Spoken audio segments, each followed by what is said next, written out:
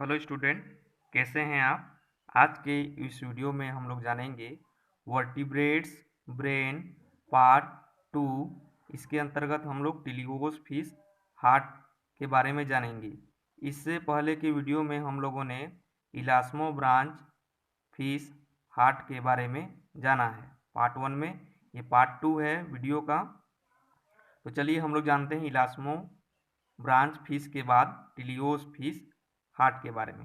टिलियोस fish heart में मुख्य रूप से ये सीनस वेनोसस होता है, ventricle, bulbus arteriosus, auricle, gills. Gills तो ये हार्ट का पार्ट नहीं है, बाकी ये समझाने के लिए है डायग्राम में। ठीक है, चलिए इसमें क्या होता है जानते हैं हम लोग डिटेल से एक एक करके।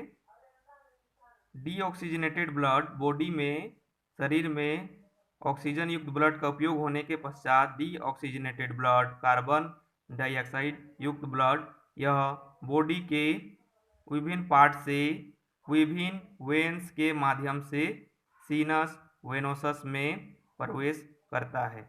सीनस वेनोसस देखो बहुत सारे जो वेन्स जहाँ खुल रहे हैं, कहाँ खुल रहे हैं, सीनस वेनोसस में।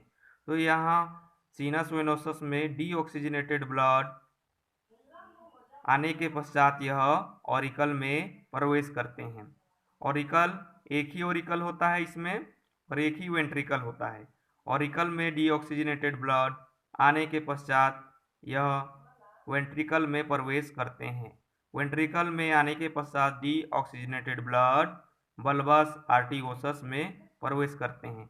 वेंट्रिकल और बल्बस आर्टियोसस का दीवार मोटी होती है, इसके कारण यहाँ संकुचन होता है, जिसके कारण यह बल्बस आर्टियोसस और वेंट्रिकल का ब्लड बल्बस आर्टियोसस में होता है। यह नर्व इम्पल्स के कारण इसमें संकुचन होता है, इसको दूसरे पार्ट में हम लोग जानेंगे।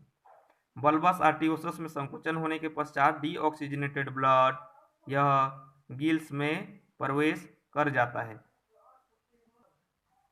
गिल्स में यह वहाँ गिल्स में माउथ के द्वारा, फिश के माउथ के द्वारा जो वाटर आता है उसमें ऑक्सीजन की मात्रा ज़्यादा होता है और इस जो वेन्स है ये वेन्स में कार्बन डाइऑक्साइड की मात्रा ज़्यादा होती है। तो प्यूरिफाई करने के लिए यह ऑक्सीजन युक्त ब्लड ऑक्सीजन और यह कार्बन डाइऑक्साइड का एक्सचेंज हो जाता है।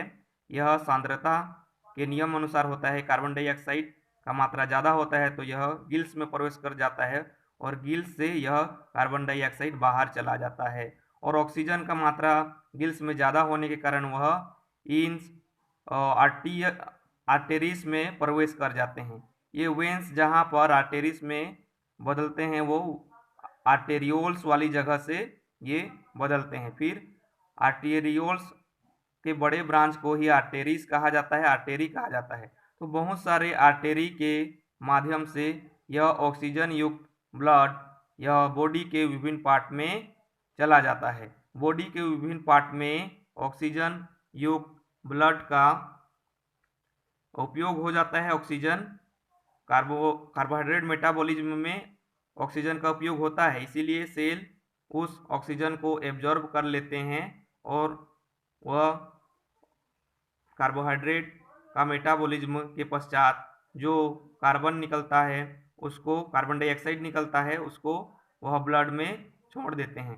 इस प्रकार बॉडी का विभिन्न पार्ट ऑक्सीजनेटेड ब्लड का उपयोग करने के पश्चात यह डीऑक्सीजनेटेड ब्लड विभिन्न वेन्स के माध्यम से, विभिन्न शरीर से यह वेन्स के माध्यम से प्यूरिफाई होने के लिए फिर से ये सीनस वेनोसस से होते हुए आरिकल, वेंट्रिकल और बल्बस आर्टियोसस से होते हुए प्यूरिफिकेशन यहाँ गिल्स में हो जाता है।